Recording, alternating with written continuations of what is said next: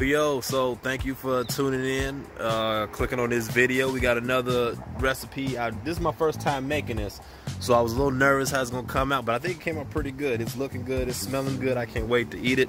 I'm about to actually go wash my hands and dig in a little bit, but today's video is the braided salmon. Now, I didn't even know you could braid the salmon, but you can, and then you could put like lobster meat, crab meat, or shrimp meat, whatever you want to put on top of it. So what I did was I got my braided salmon, and then I got a little bit of shrimp on top with crab meat mixed in the middle. So I'm going to show you guys how I made this, how we get to this point, and then I'm going to go ahead and eat it. And I also got some asparagus with some cheese on the side, because who doesn't like asparagus with cheese with their seafood dish? So that's how we're doing it. Thanks for tuning in. Hope you guys enjoy. Here's how we do this. So we got our ingredients here. Of course, we got our cheeses, and then we have our herbs, parsley, green pepper. We got a couple lemons, and then we got our salmon, of course. And then we get crab meat in the can, and we got some shrimp. Make sure you get the crab meat in the can. You can get imitation crab. I'm not sure how that'll taste, but you know, to each his own. So the first thing you want to do here is make sure you measure it out and cut your salmon into thirds. It took me a couple times to try to measure it out perfectly as best way as I could. And you don't want to cut it all the way through. You want to leave like an inch at one end, so that way you can braid it. I imagine if you cut all the way through, it might be more difficult. And then I just kind of use my hand to kind of like just peel and separate the back skin from the actual piece of salmon. And it was way easier this way than it is to remove the salmon from the whole piece of skin. So then after that, you pretty much just braid it as so. You know, that's pretty much all there is to it. This is probably the easiest, most fun part, just braiding the salmon. And then I noticed the ends was kind of not coming together or not staying together as I would like it. So then I just took a skewer and just put it in there like that so it'll stay. So now for our sauce, or not sauce, our stuffing, I just cut a little bit of green onions, just like a small little handful, nothing too much, because I don't want the herbs to overpower the crab meat, because I do want to taste the crab meat. So then I get some parsley, just dice that up like so, and you can do however much you want, but I recommend small handfuls, and then that way when you mix it all together, it'll be nice. So then this is the crab meat in the can.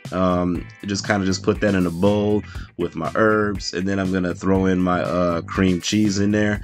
Now with the cream cheese, I wasn't sure if I needed a half or a whole, so I started off with a half, and I'm glad I went that way, because after I mix everything up, it turned out to be like the perfect amount. So now I imagine if I would have added the lobster, if I would have had some more meat, then yeah, I probably would have gotten away with adding both of it. But this is perfect right here. So now I got some Parmesan and some mozzarella cheese that I'm just adding in there, mixing that around, squeezing my lemon juice in there just for a little bit of flavor. You could also do lemon zest in here if you wanted to. And so now for my salmon, I soaked a cedar plank in some water, and I'm just gonna top it off with some lemon juice. Yeah, just me brushing off the seeds, because that actually got in there. And then I just have some Monger seasoning. It's pretty good. I enjoyed it. I used it on fish before, and I actually ran out of my own special fish seasoning, so this was a perfect opportunity for me to try something different anyway. So we get your stuffing, right, and then you're gonna just place it on there. One thing I like about it is that it was easily placed on there. It didn't kind of fall everywhere. It kind of just sat right on top, right, nice and smooth. I've made toppings for salmon before, and it seems like they do kind of fall off, but in this case, when it's braided, it doesn't. So then I just put some shrimp on there on top, and then it looks good to me. It's starting to smell good. And then I top it off with a little bit more seasoning. And then the next thing we do is we just put it on the grill. So as I just put on the plank, and I move all my coals over, because I don't want it to cook too fast, because it's braided, because I got a lot of stuff on top of it. I want it to slowly cook to get a temperature. And so then the next over an hour or so, I'm just kind of moving it around, making sure the grill is hot. I got my grill going at about 350. That's a good temperature you can go with. And I move it on there from time to time. I move it off, just moving it around just to kind of make sure it cooks evenly. I end up throwing some asparagus on there. And yeah, so that's pretty much it. That's all there is to it. Eventually move the plank over the coals just so it can kind of heat up a little bit faster. Then I put some cheese on my asparagus and kind of just let everything sit and do its thing till it's about ready. And this is the final, well, the final before I plate it and everything. And there we go. So after I cut it, that's what it looks like.